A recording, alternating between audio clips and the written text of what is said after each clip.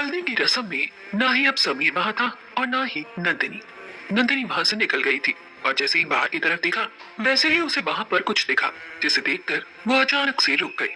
नंदिनी के सामने एक डस्टबिन था और उसमें वही दवाई फेंकी हुई थी जिसे लाकर नंदिनी ने लावण्या को दिया था।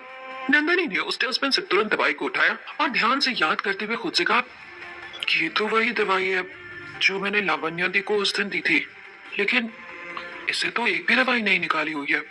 ये सब सोचते हुए नंदिनी बहुत ही परेशान हो गई और उसने अपना दिमाग लगाते हुए कहा, ऐसा कैसे हो सकता है? आखिर कौन कर सकता है ऐसा? पहले मेरा प्रेजेंटेशन मेरे लैपटॉप से डिलीट हो जाता है, फिर उस दिन ब्राह्मणों के खाने में जहर, और फिर कोई लावण्या दी को गलत दवाई दे देता है। ये सब मेरे साथ ही क्यों? नंदिनी ये सब सोच ही रही होती है कि तभी वहां समीर आ जाता है। समीर को देखते ही नंदिनी अपने मन में सोचती है, मुझे किसी भी हालत में समीर से ये सब कहना पड़ेगा, नहीं तो कहीं ऐसा ना हो कि जो कोई भी ये सब कर रहा है वो और कुछ बुरा कर दे। ये सब सोचते हुए नंदिनी समीर के पास जाती है। उसकी आंखों में आंसू देखते हुए उसका दिल पिघल जाता है और समीर को ऐसे रोते हुए देखकर नंदिनी समीर के पास आती है और अपने हाथ से वो दवाई छुपा लेती है जो उसे उस डस्टबिन में मिली थी। ये सोचते हुए कि अभी समीर पहले से ही बहुत परेशान है, अगर वो ये सारी बातें बताएगी तो वो और ज्यादा परेशान हो जाएगा। नंदिनी समीर के पास आती हुई कहती है, क्या हुआ समीर? समीर नीचे जो कुछ भी कहकर आया था वो सब वो कहना नहीं चाहता था, लेकिन घर के सभी लोग जो कुछ भी नंदिनी के साथ कर रहे थे उसे देखा नहीं जा रहा था। समीर ने नंदिनी की तरफ प्यार से देखते हुए कहा, नंदिनी, हम लावण्या दी की शादी में शामिल नहीं होंगे। नंदिनी ये सुनते ही चौंक जाती है और समीर की तरफ देखते हुए कहती है, लेकिन क्यों समीर? समीर अपना रोना कंट्रोल करते हुए कहता है, हमारे होने ना होने से इस घर में किसी को भी कोई फर्क नहीं पड़ेगा नंदिनी, और मुझे तो लगता है कि हमारा यहाँ रहना यहाँ के लोगों को भी पसंद नहीं आएगा। नंदिनी ने समीर को शांत कराने की कोशिश करते हुए कहा, कि तुम कैसी बातें कर रहे हो समीर? हमारी फैमिली है और हम अपनी फैमिली को ऐसे नहीं छोड़ सकते। लेकिन जब फैमिली हमें अपना मान ही नहीं रही है नंदिनी, तो हम उनके साथ जबरदस्ती नहीं कर सकते।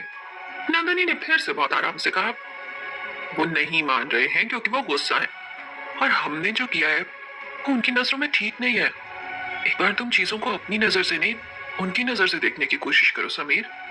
समीर ने किसी बच्चे की तरह जिद करते हुए कहा, मैंने बहुत कोशिश की कि घर वाले हमारी खुशी में खुश हो जाएं, पुराना सब कुछ भूल जाएं। मुझे नहीं लगता कि ऐसा होगा। नंदिनी ने समीर के दोनों गालों पर हाथ रखा और उसके आंखों में देखते हुए बोली, तुम इतनी जल्दी हार कैसे मान सकते हो? मैंने तुमसे सीखा है अपनों को प्यार करना, उनके लिए लड़ना, उनसे लड़ना। तुम ऐसे पीछे नहीं हट सकते। समीर ने आगे कहा, मैंने नीचे कह दिया है नंदिनी कि हम इस शादी में शामिल नहीं होंगे। नंदिनी ने इस बात पर आश्चर्य करते हुए कहा, लेकिन क्यों समीर? हम क्यों शामिल नहीं होंगे शादी में? ये हमारे घर की शादी है, हमारी बड़ी बहन की शादी है। समीर ने अपनी नजरें नीचे करते हुए कहा, जब वो तुम्हें अपनाने के लिए तैयार नहीं है तो मैं उस शादी में कैसे शामिल हो सकता हूँ नंदिनी? ये मुझसे नहीं होगा।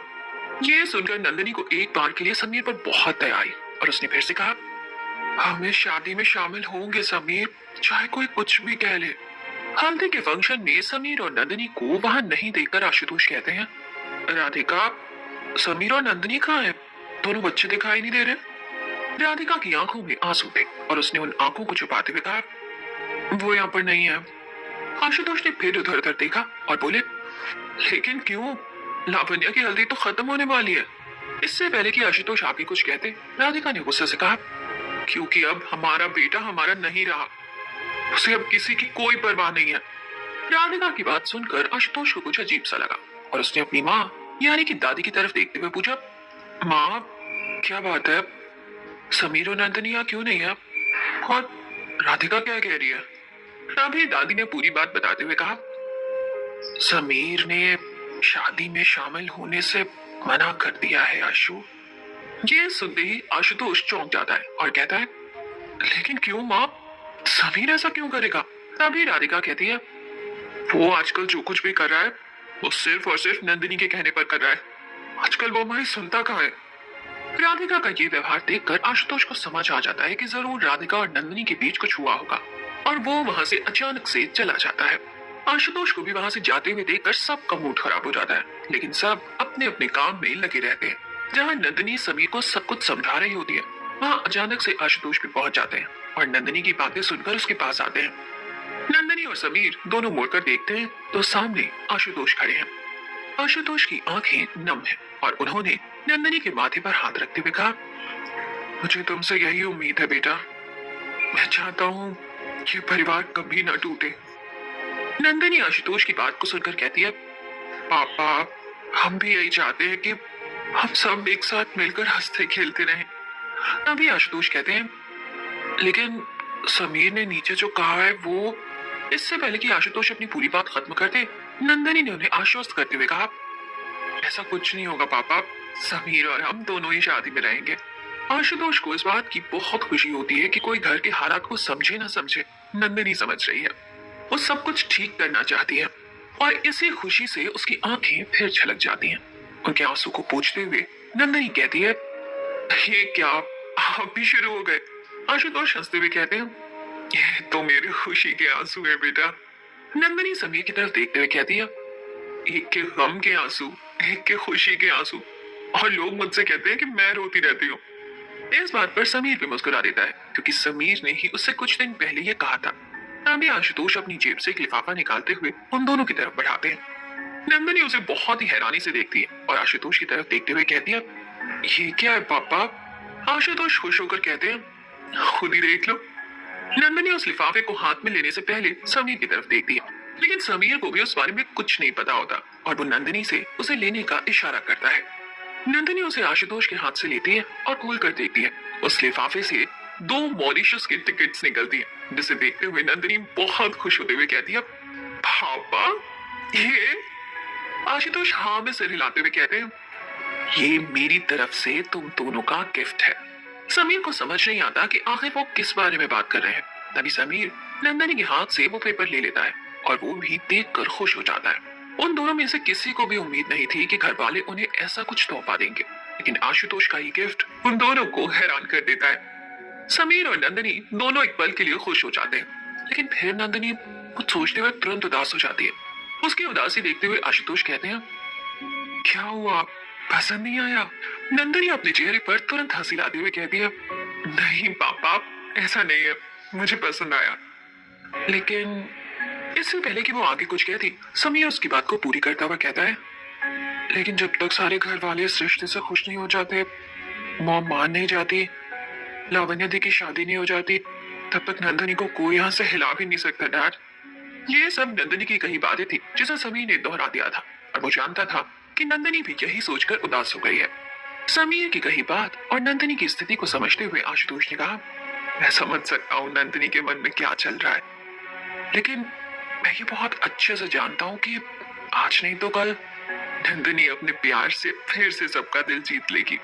समीर ने भी आशुतोष की इस बात में उसका साथ देते हुए कहा, ये तो मैं भी जानता हूँ डैड, बस आपकी बहू को भी खुद पर शक है। ये कहने के बाद आशुतोष और समीर दोनों नंदिनी का उदास चेहरा देखते हैं और उसे आशुतोष अपने गले से लगा लेता है और कहता है, मैं जानता हूँ सब ठीक हो जाएगा वक्त के साथ। उन दोनों को ऐसे गले मिलते हुए देखकर समीर कहता है, और मैं?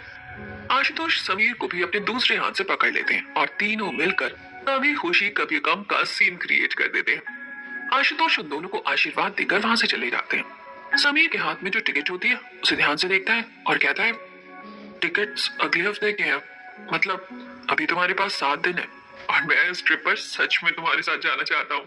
नंदिनी उसे छेड़ते हुए कहती है, अभी 7 दिन आने में पूरे 7 दिन है समीर। समीर उसे खुश होते हुए कहता है, हाँ मैं तो बहुत एक्साइटेड हूँ, वैसे इससे हम अपना हनीमून भी कह सकते हैं ना। नंदिनी इस बात से समीर को घूरते हुए देखती है और कहती है, मैं ना जा रही हूँ। अरे लेकिन कहाँ, रुको तो। कहते हुए समीर भी उसके पीछे पीछे आ जाता है। नंदिनी वापस हल्दी की रस्म में चली जाती है। उसे देखते हुए कोई खुश तो नहीं होता लेकिन दुखी भी नहीं होता। तभी आशुतोष कहते हैं, नंदिनी लावण्या को हल्दी लगाओ। नंदिनी पीछे देखती है तो समीर भी पीछे खड़ा रहता है और नंदिनी उसे इशारे से आने के लिए कहती है। समीर वहां खड़े होकर कुछ सोच ही रहा होता है, लेकिन उसे नंदिनी की बात याद आ जाती है और वो अपने कदम आगे बढ़ा लेता है। समीर और नंदिनी दोनों मिलकर लावण्या को हल्दी लगाते हैं और ये देखकर कहीं ना कहीं पूरे घर वालों को तसल्ली हो जाती है। लगभग रात के 8 बजे नंदिनी अपने कमरे में होती है। वो उसी दिन वाली बात पर परेशान रहती है। कि आखिर उसके लैपटॉप से उस दिन वो प्रेजेंटेशन किसने डिलीट की, उस खाने में जो ब्राह्मणों के लिए बनाया था उसमें जहर किसने मिलाया, और आखिर लावण्या दी की दवाई किसने बनाई थी। तभी नंदनी का गला सूख जाता है और वो अपने कमरे में पानी ढूंढने लगती है। नंदनी जैसे ही बेड साइड टेबल पर जाती है उसे जग खाली मिलता है, जिसे देखते हुए नंदनी कहती है पानी भी नहीं है, नीचे से लाना पड़ेगा। ये कहते हुए नंदनी नीचे चली जाती है। वो नीचे हॉल में देखती है तो देखती रह जाती है। वहां राधिका लावण्या के बालों में तेल लगा रही है और उससे ढेर सारी बातें कर रही होती है। तभी नंदनी को अपनी और राधिका की ऐसी ही बॉन्डिंग याद आ जाती है जब रोज रात में राधिका उसके बालों में तेल लगाया करती थी और खूब सारी बातें किया करती थी। नंदनी उन दोनों को ऐसे देखकर थोड़ी इमोशनल हो गई, लेकिन फिर खुद को संभालते हुए वहां से चली गई। नंदनी जब किचन से पानी लेकर लौटी तब वहां पर राधिका और लावण्या नहीं थे। नंदनी वापस अपने कमरे की तरफ आने लगी, लेकिन वो जैसे ही सीढ़ियां चढ़ी उसका पैर अचानक से फिसल गया। बहुत मुश्किल से नंदनी ने खुद को संभाला और गिरने से बच गई। लेकिन जब नंदनी ने ध्यान से देखा तो उसे ऐसा महसूस हुआ कि उसके पैर पर और नीचे सीढ़ियों पर तेल लगा हुआ है। नंदनी के हाथ से जग टूटकर गिर चुका था, जिसके गिरने की बहुत तेज आवाज भी हुई थी। नंदनी ने उसे देखते हुए सोचा ये तेल यहाँ पर कैसे गिरा, अभी तो मैं आई थी तब कुछ भी नहीं था। नंदनी को ये बात बहुत ही अजीब लगती है और वहीं रुककर वो कुछ सोचने लगती है। नंदनी जैसे ही आगे बढ़ती है उसके पाँव में कांच का टुकड़ा चुभ जाता है और नंदनी के मुंह से आह निकल जाती है।